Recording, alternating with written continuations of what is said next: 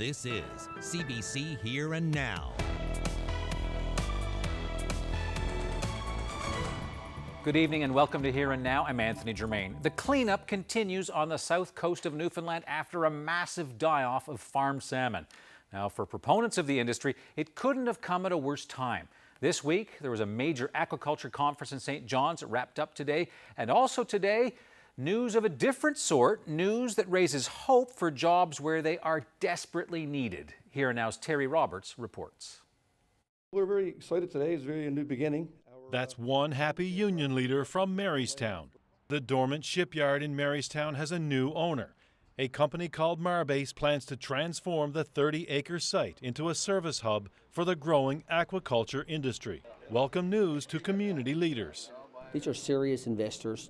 I think they'll build a big footprint and will employ people, and they'll make money, they'll feed their children, and life will go on.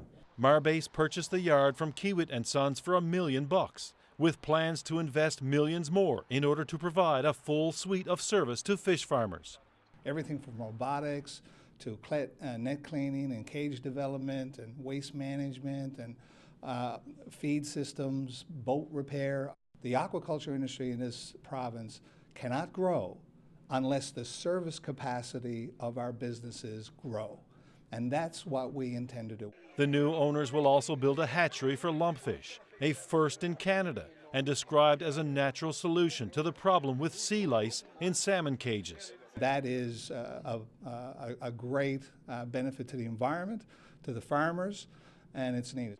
A 4-year collective agreement with Unifor has been signed, with Marbase hoping to establish a workforce of between 150 and 300 employees in the coming years. We can get a job going forward in the aquaculture industry for 10 years straight with 200 workers. That'd be fantastic. Marbase hopes to begin developing the site next year. But first, the provincial government will spend $1.5 million to do an environmental cleanup, a legacy of the 2 decades during which the yard was government-owned. We're going to clean up this site so that there's no concern about the fish that will be growing in sea cages will be taken care of at the shipyard. This coincides with ongoing construction of the world's largest fish hatchery in Marystown. Almost by default, Marystown will become the centre of aquaculture for Newfoundland and Labrador, and maybe the centre of aquaculture for Canada. Terry Roberts, CBC News, St. John's.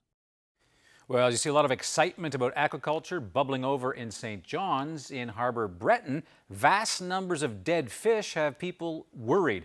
The plant in that town processes northern harvest salmon, and with so many dead fish, some fear their jobs are in trouble. When you see them out on that truck, all dead fish, that doesn't give anybody work. Truck drivers take it and go. So, and we could be faced there with massive layoffs. If this is as bright as everybody thinks it is, it's so rosy, where's it? Bjorn Peninsula is getting into aquaculture. Boy, if they think it's going to be their savior, they're in for the rude awakening that they ever been into in their lives. Now, Green Party leader Elizabeth May has long called for an overhaul of the aquaculture industry. She wants to see all fish farms move to land, and that's just the beginning. It's time to remove regulation of aquaculture from the Department of Fisheries and Oceans and put it with Agriculture Canada, because it's a production of a food, and Department of Fisheries and Oceans needs to go back to its primary role, not of promoting aquaculture, which the current act calls for them to do, but to protect the ecological integrity of our coastal ecosystems.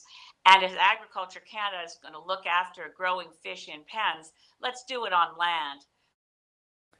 Now, more of my interview with Elizabeth May in about 20 minutes on Here and Now.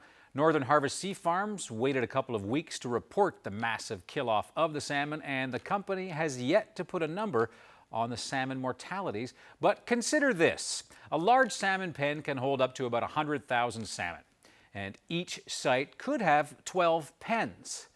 It's a possible total of more than 1 million salmon. If those fish are ready for market, 4 kilos apiece, could be talking about 400,000 kilos of dead fish per pen. So the sheer biomass involved in this fish kill, it could be in the millions of kilos, but again, We don't know exactly because the company hasn't released a precise figure yet, even though it started the cleanup weeks ago.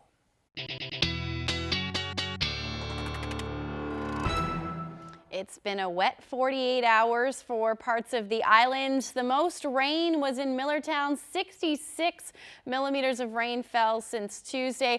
We saw about 38 millimeters fall in St. John's, and then Port aux Basques around 43 millimeters of rain. Now, we have seen most of the heavy rain end, or at least it has ended. We are still seeing some drizzle, though, for parts of the northeast coast, even some clearing skies down through the southwestern portion of the island. Visibility is starting to come up as well. We're still going to see some fog, though, as we head through the overnight tonight for most of the island, and then for parts of the day tomorrow. I'll have all the details coming up. Will the new Mile 1 deal mean taxpayers are on the hook for more money? The mayor says, don't worry about it. Coming up on Here and Now. The provincial finance minister is backing away from a promise to balance the province's books by 2022. Now, that goal was set years ago, but today, Tom Osborne couldn't guarantee that the province is actually going to get there. Here Now's Katie Breen joins us now from our newsroom. So, Katie, why the change in plans?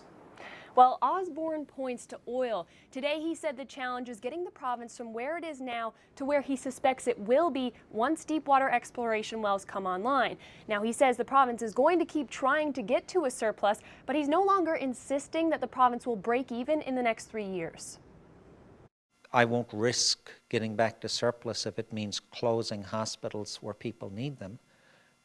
We're going to provide the services that people need, but at the same time, we are focused on providing fiscal stability and ensuring that tomorrow looks brighter than yesterday. Osborne had planned to balance the budget in the next 3 years and start paying down the province's $13 billion debt. Now, that, of course, is a huge amount of debt for such a small province.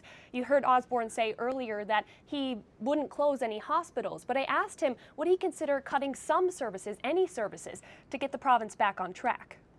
Those are difficult discussions and they're difficult decisions. I've asked the other parties in the legislature, considering we're in a minority situation, to speak to us and share with us their ideas on reducing expenditures in this province, because they are difficult decisions. And if we're going to make difficult decisions, we in a minority government need all parties on side. This all came up today because a credit rating agency released its credit rating for the province. It stayed consistent, which means it shouldn't get any more expensive for the province to borrow money. In fact, Osborne said in the last couple months, it's actually gotten cheaper. Live in the newsroom, I'm Katie Breen for Here and Now. Well, as of next Monday, power rates on the island are going to rise by 6.4%. And in Labrador, those rates are going to go down by 3.1%. The Public Utilities Board signed off on the proposal from Newfoundland and Labrador Hydro. Now, the utility has previously said that the hike is due to an increase in fuel costs. Well, today, a spokesperson for Newfoundland Power said operations costs are not to blame and that Newfoundland Power will not benefit financially from this. Now, it went on to say that customers are very concerned about future electricity rates, particularly increases related to the Muskrat Falls project. We share their concerns. The City of St. John says it's proud the Growlers and the Edge are going to stay in town. The new deal means the city's subsidy to Mile 1 is going to increase by almost $2.3 million over the next decade. But the mayor says that will mean next to nothing for taxpayers. Here Now's Mark Quinn reports. The mayor says the city cut the sports teams a deal in return for a guarantee they'll stay for 10 more years. It does mean Mile 1's subsidy will increase by more than $225,000 a year, but Danny Breen says that's nothing to worry about. That wouldn't mean anything to taxpayers. I mean, that will be absorbed into that. I mean, we have a $300 million a year budget, so $200,000 is a very small piece of that. The Growlers and the Edge both use Mile 1 Centre, but of course they aren't the only ones. Musicians and others like these NHL teams also pay to play. Shoot scores! Breen says it is possible that they'll cover the increase. We want to have an active building, and we also want to be able to generate revenue from that. So, as I said, the Edge and the Growlers are only one piece of that. whole picture. But if you are upset with the subsidy increase for Mile 1, the sports teams say, don't blame us. So their subsidy may go up because they're receiving less money from us, but what we pay to the facility more than pays our own way. So it's not costing the taxpayers any money to have the two teams in the building. Both Breen and McDonald say the benefits of keeping basketball and hockey teams in this city for 10 more years far outweigh its costs. Mark Quinn, CBC News, St. John's. Well, staying with St. John's, a planned power outage at City Hall is going to have a big impact on a variety of municipal services. The outage is expected tomorrow afternoon, and it's going to last until Sunday morning. So as a result of this, only cash is going to be accepted at city buildings during the power outage. That includes rec facilities as well as human services. And for those of you heading to Robin Hood Bay, you should expect slowdowns too, and that's because of the scales. Weights are going to have to be recorded manually. The city website is going to be shut down, and e-updates are not going to be sent, and the parking garage at City Hall will be closed, and yet residents can still call 311. Now to food now. There's a food recall that we have to tell you about on kale and other salad products sold in this province. The recall is on Ransland Farms Incorporated. There's concern possible listeria contamination. The products to watch for: super salad. They're sold in the 454-gram package, as well as kale in a 340-gram package. The product comes from Nova Scotia's Annapolis Valley. No illnesses have been reported. You can find more information, including the UPC and product codes on those products, on our website, cbc.ca/NL. A Florida company has wowed Lewisport with the promise of a huge energy project worth billions of dollars. But the company making that pitch has a history of abandoned projects and failures to launch all over the world. Here now is Garrett Barry with that story. Hope is spreading. I can see a bigger commercial area. I can see Ditrac being involved. I can see more businesses coming into town. I can see young people not having to go away. And you'd understand why. Synergy World Power is teasing a $2 billion project, what they call a green energy power plant, worth 500 jobs. The old saying is too good to be true, but as a council and as a community, we believe that not everything that sounds too good is not true. The company's pitch: import 2 million tons of plastic waste from Europe each year and send it through a chemical reaction to make synthetic gas and electricity. They say they can do it cleaner than their competition, and Lewisport has the deep water ports they need. You want to be within a community that has, as a cultural and core belief system, environmental stewardship. Newfoundland as a whole has that. But Newfoundland wasn't their first choice. Companies linked to Synergy made pitches in Las Vegas, in Scotland, and in Ireland. And they ran into opposition. In fact, they haven't opened any plants yet. Have you or your company ever had one of your plant proposals turned down? To date, no. There's been opportunities we've pursued and voluntarily withdrawn because the market was not as we perceived as we got into an evaluation process. The town of Lewisport says it hasn't put any public money into this proposal, but the company behind the project is pitching at the provincial level.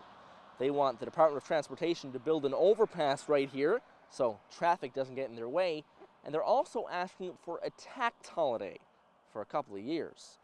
To be honest, we haven't went looking for the red flags. We've just based it on its merits at this point, and we just want to be the catalyst to move it through all the due diligence process that's needed. Lewisport Town Council is hopeful, but Pond says they're not putting all their eggs in this basket. All they're asking now is for the provincial government to give the project a fair assessment. Garrett Barry, CBC News, Lewisport. We're in a crisis. We're in a climate crisis, and I think that we really need to take this seriously. Mass demonstrations planned tomorrow in St. John's and other parts of the province. Our CSAIR looks at what's planned and who is signing up for change.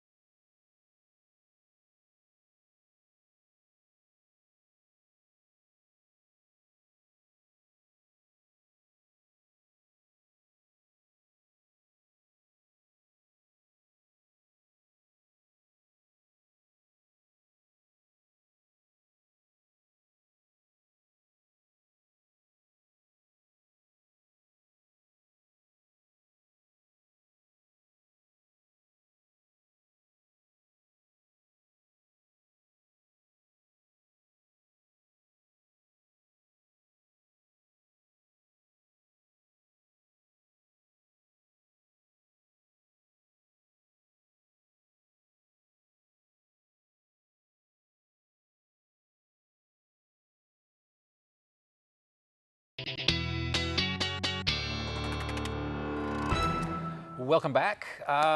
So it's fall now, right? It is fall. And one beautiful thing about fall are the beautiful colors. Yeah, we'll take a look at, we're going to start the weather off today with a look at the fall colors that are starting to pop up in Central. This was taken in Sandy Point. Nice. Gord Carter sent us this photo. Yeah, and I mean, we're starting to see some fall colors outside the studio here, but it's taking its time. We can thank some cooler temperatures for that, so we will likely start to see some changes even more so as we head through the next couple of weeks. But here's where we sat today as far as daytime temperatures go. 10 degrees in Lab City.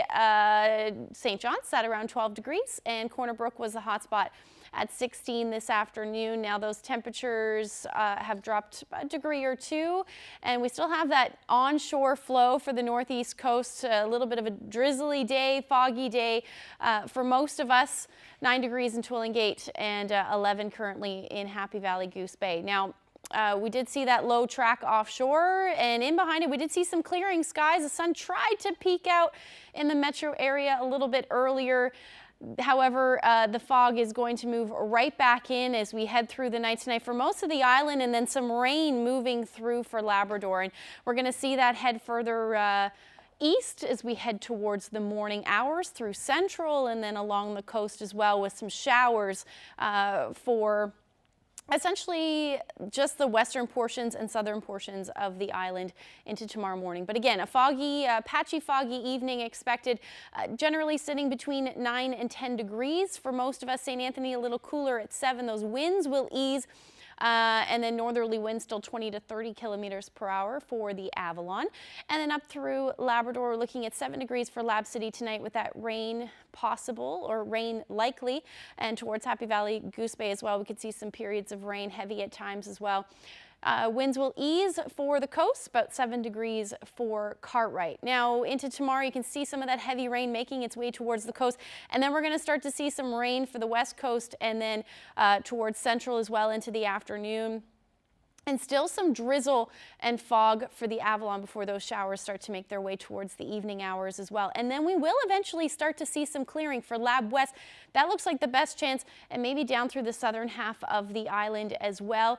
And it does look like there's a potential to see some northern lights as well. And again, because we're going to see those clearing skies for Lab West, maybe think about going outside and looking at them overnight on the 27th and into the 28th. So it does look like quite a nice evening. Otherwise, we're going to get through some rain first. So anywhere from 10 to 20 millimeters is possible by tomorrow morning, and then we'll see a little bit more rain head towards Central and the coast as well.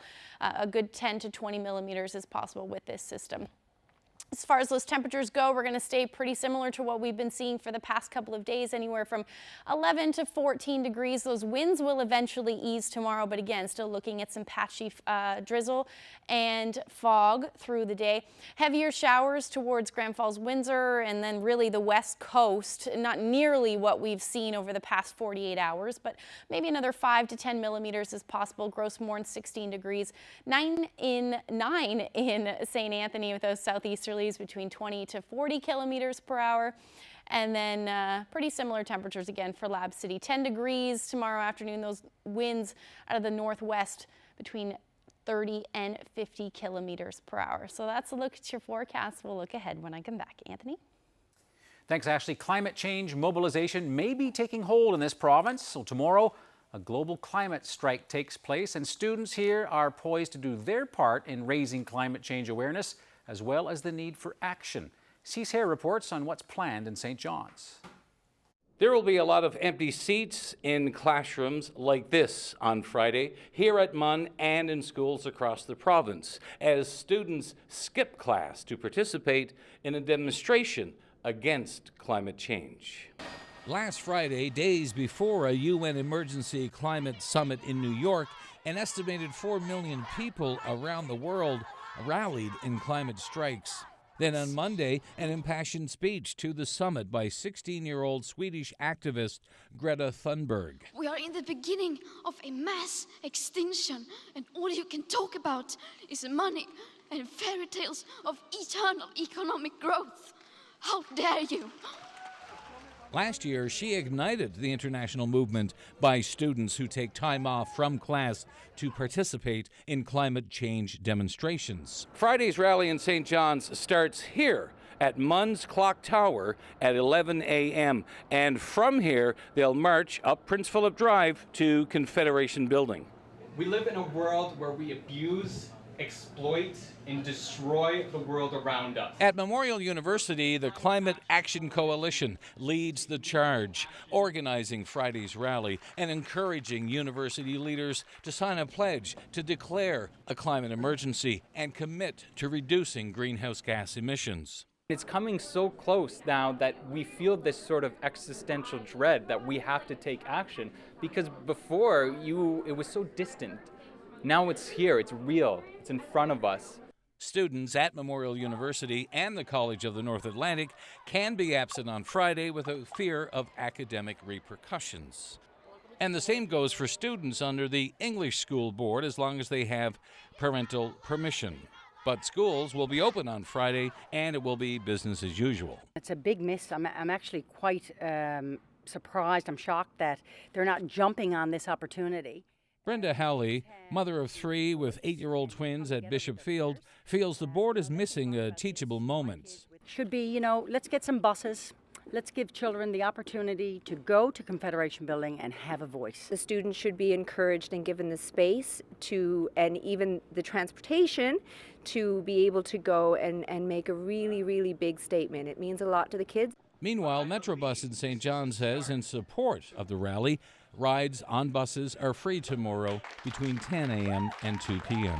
Cease here, CBC News, St. John's.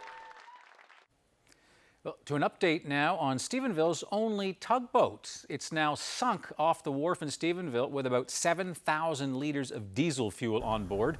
That's where the Omni Saint Laurent was docked when it went down on Monday. Just why it sunk? Well, that's not clear, and nobody was on board at the time.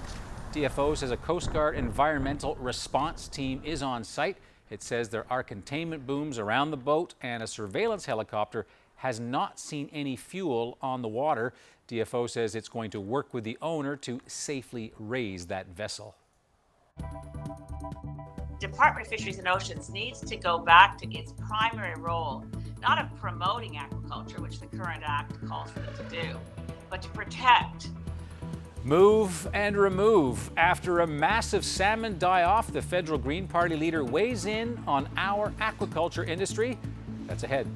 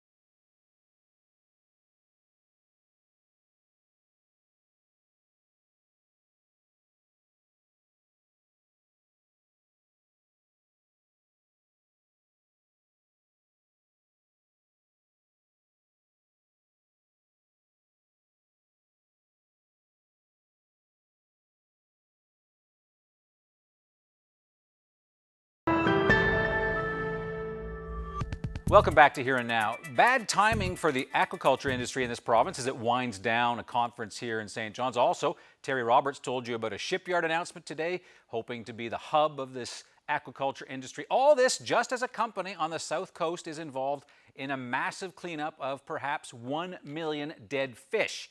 Well, critics have long warned of the environmental risks of open net penfish farming. Supporters say the industry is safe and it provides good jobs. Commentator Rex Murphy was the keynote speaker at the Cold Harvest 2019 gathering at the Delta Hotel yesterday. The most favorable news I've seen this week for aquaculture in Newfoundland is that Elizabeth May has declared herself entirely against it. So that's, you got one victory. And if you can persuade Greg Malone to come along with her, I think she's over the hill. Well, joining me now from the federal election campaign trail in Quebec is Elizabeth May, leader of the Green Party. So, Ms. May, before we get serious, do you want to respond to Rex Murphy there? Well, I'm afraid that although I've always enjoyed Rex's facility with language and his extraordinary vocabulary, I've very rarely agreed with what he actually says. We'll leave it at that. As you know, we have what appears to be a major fish kill here. Thousands, hundreds of thousands of fish, maybe 1 million. That have gone belly up. The company says it's because of high water temperatures. How significant is this magnitude of dead salmon in your estimation?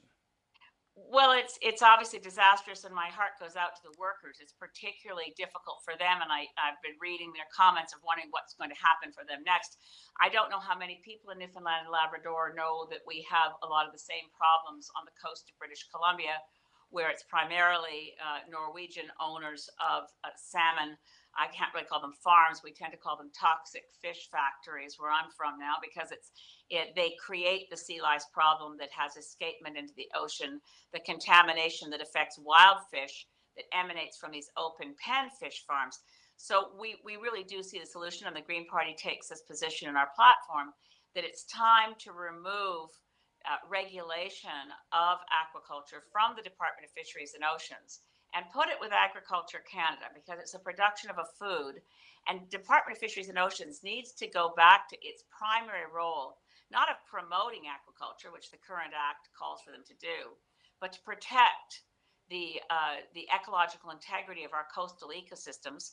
And as Agriculture Canada is going to look after growing fish in pens, let's do it on land, which is totally viable and avoids the contamination of the wild fishery. Last week, the Premier of BC, John Horgan, announced that he wants to shift the industry away from open net to land-based aquaculture. Is that where you think the industry is going? I think it definitely is going in that direction. There already is land-based salmon production in Nova Scotia.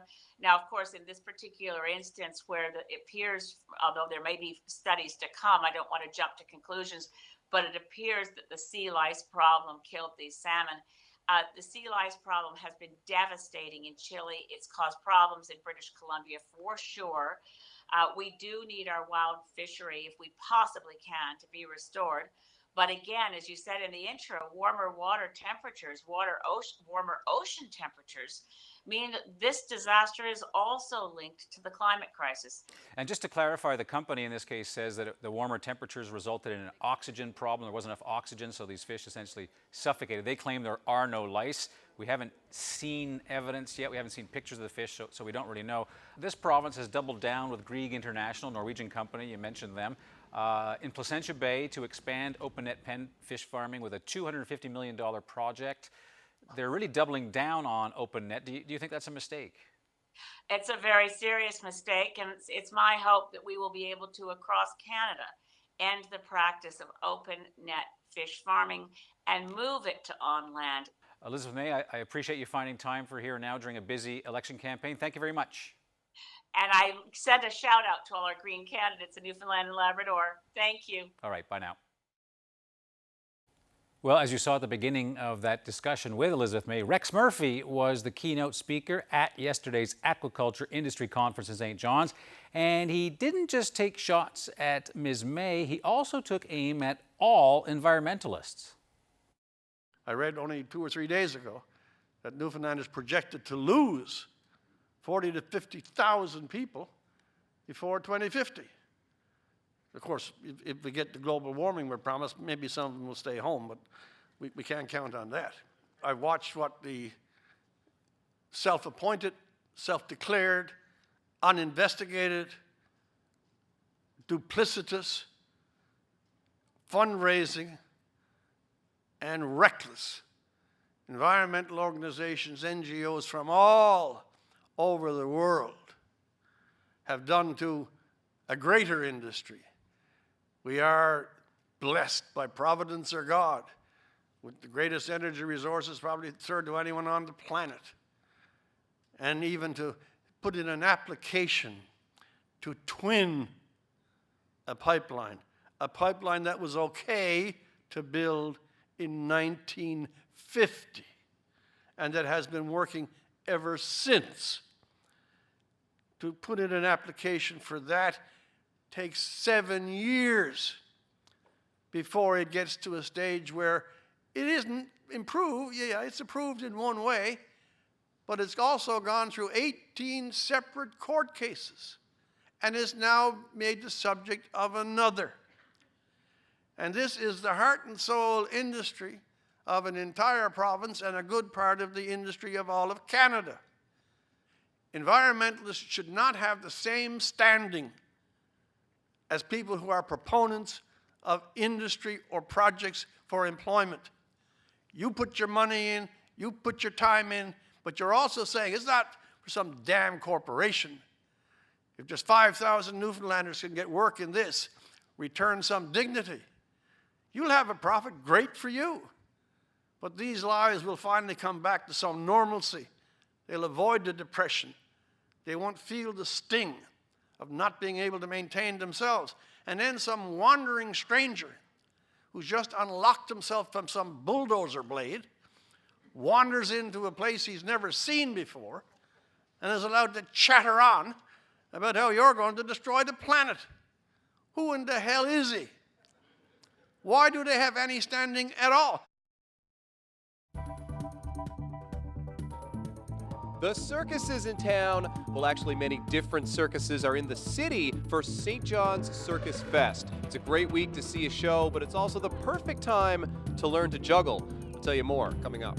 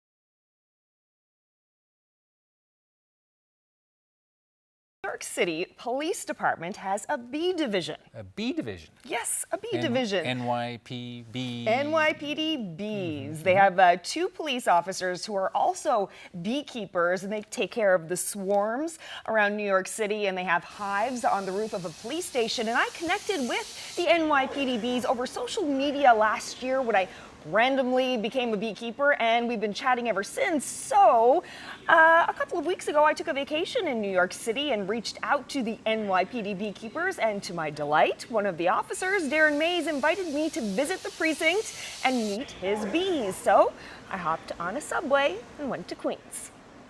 I'm at the 104th precinct of the NYPD in Queens, New York, and I'm about to meet their official beekeeper and the beehive that they keep on the roof.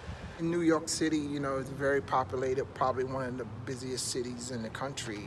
New York kind of sets the precedent for a lot of things, and if we can bring bees to our workplace and bring the enlightenment and set the trend, and New York being a creme de la creme, we can kind of set a pattern throughout the world, show them that we care for these bees, we value them very much, and that way we want to save them, and people around the world can, you know, mimic and do the same thing. I was a police officer since 2001 and had no idea I would get into beekeeping, and also beekeeping would lead me into becoming a beekeeper for the department, so it's just great. And when you go to rescue a swarm, do you often find cameras there? And I'm sure lots of people are paying attention, because in New York City, when you get a swarm of bees, like in the middle of the city, it catches people's attention. It does. And you know, New Yorkers can walk around cluelessly, not knowing what's happening around them. You can have the police taping everything, roping off the area to walk right through it, walk right into the swarm. But, you know, with cameras, it just so happened it was in Times Square, so every major network was kind of there at that moment. But if not them, then you have people with their telephones and their cameras recording us. It's streamed everywhere, and that's what led to us becoming, you know, getting all of the fanfare today. You know, they're one of the most perfect species there is. It's like a perfect society with them. There's no boss, there's no politics within the beehive. So the queen doesn't rule the hive. Her job is to lay eggs to sustain the colony. There's the queen. Oh my goodness. Have you named your queen? Victoria. Victoria. That's my commanding officer's name, Victoria Perry. I have to give a lot to my commanding officer. She really loves the bees, and she loves the honey probably more than the bees, but she's a big supporter of it. And I think it, you know, it brings awareness to not just people I work with, but also people in the community and people who happen to see our interviews on television and whatnot. Have you ever come across anyone who's been in my situation?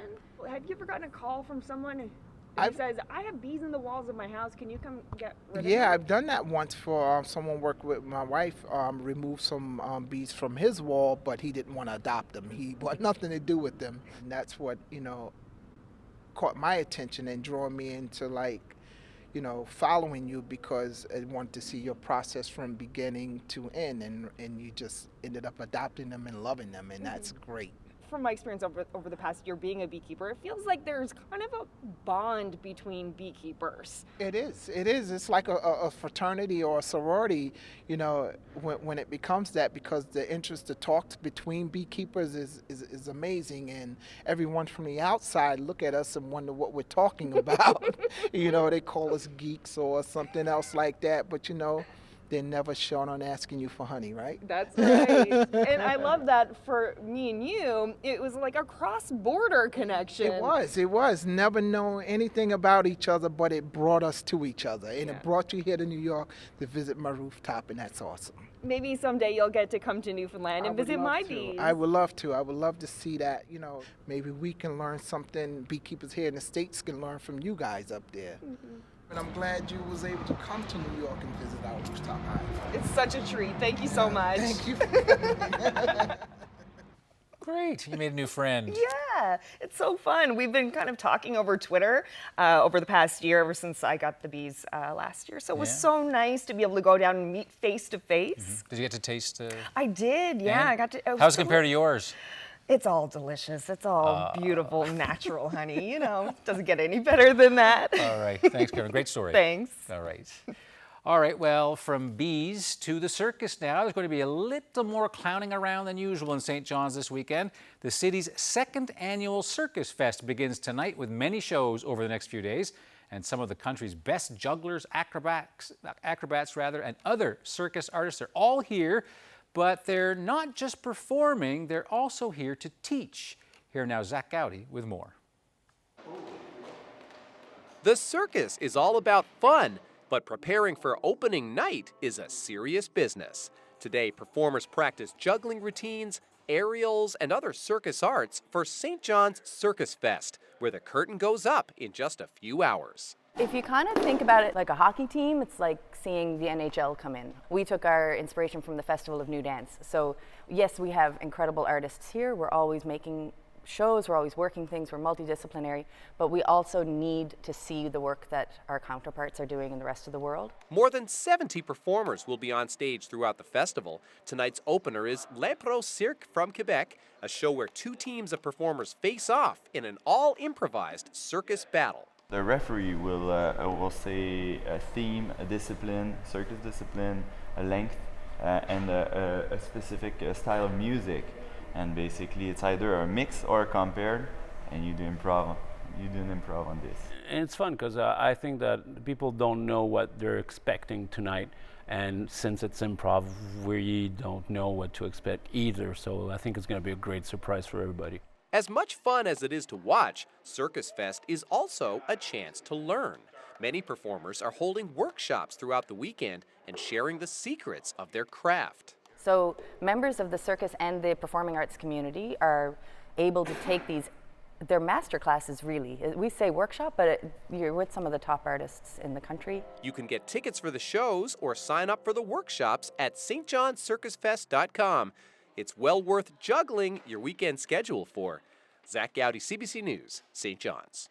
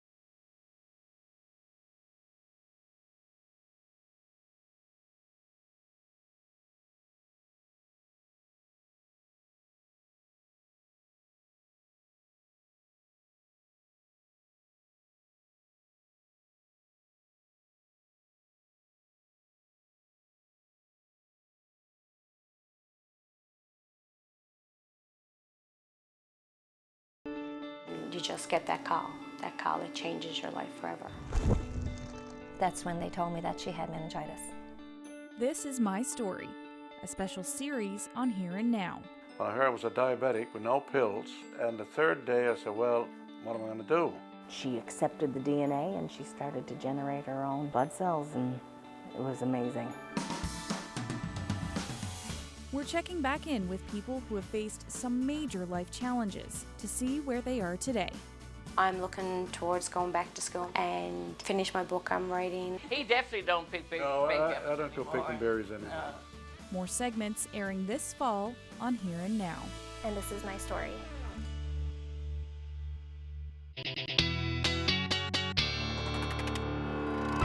Well, if you live west of here, Ashley's got a surprise for you. Snow. But very far west from here. Very far west from here. Yeah, we may have just entered fall, but yeah, it's going to look very much like winter for parts of Alberta. We'll take a look at the amount of snowfall that's expected. Now, it's going to start Friday afternoon and then continue through Monday morning. Take a look at some of these numbers. Upwards of 30 centimeters is possible for Calgary, the southwestern portion of Alberta could see, especially in the mountain areas, we could see upwards of 100 centimeters of snow. So certainly, well, not very welcome, I'm assuming, for most of the area. But yeah, if you have any plans there, maybe think about changing them as you head through the weekend. Now, we are not looking at any snow yet for our neck of the woods, but we could see a few flakes fly as we head towards the weekend for parts of Labrador. But otherwise, as we head through the day on Saturday, we could even see some sun peek out for the island. But overall, we're going to hang on to these cooler temperatures that we've been seeing over the past little bit, and that's going to continue for Labrador as well. So here's those showers, then some cooler air moves in. And I'm just going to step out of the way here. You can see we're starting to see some of that blue and white make its way in, which means we could see some snow by the time the weekend rolls around. So here's a look at Saturday's forecast. Again, staying pretty similar as far as those temperatures go as to what we've been seeing this week in the teens. Mid-teens, St. John's 14 degrees, Grand Falls, Windsor 16. Again, we may see the sun peek out at times, but not before we start to see some showers through the day. Happy Valley, Goose Bay, best chance of seeing that sunshine, 14 degrees, Lab City 9 degrees, and then it's all downhill from there. We're going to start to see these cooler temperatures move in, likely the last of the teen temperatures, at least for the next couple of days for St. John's and Eastern Newfoundland, 14, 13 degrees for the weekend, and again, have that chance of showers all weekend with potentially the sun peeking out on Saturday.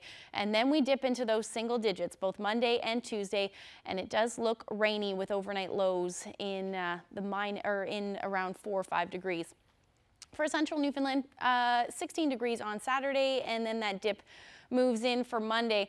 Could see the sun peek out again there as well, but then Tuesday's gray and 9 degrees. And then for western Newfoundland, by the time Monday rolls around, we're going down to about 6 or 7 degrees with that chance of showers, and then up through Labrador.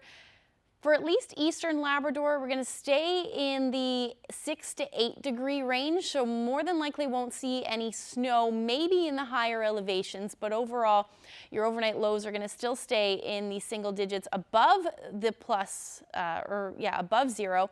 But for western Labrador, that's not the case. So by Sunday, Monday, and Tuesday, those temperatures are going to be sitting around 3 degrees, and your overnight lows in the minus single digits. So that means we could see the potential for snow. So that's a look at your forecast. I'll have your weather photo coming up.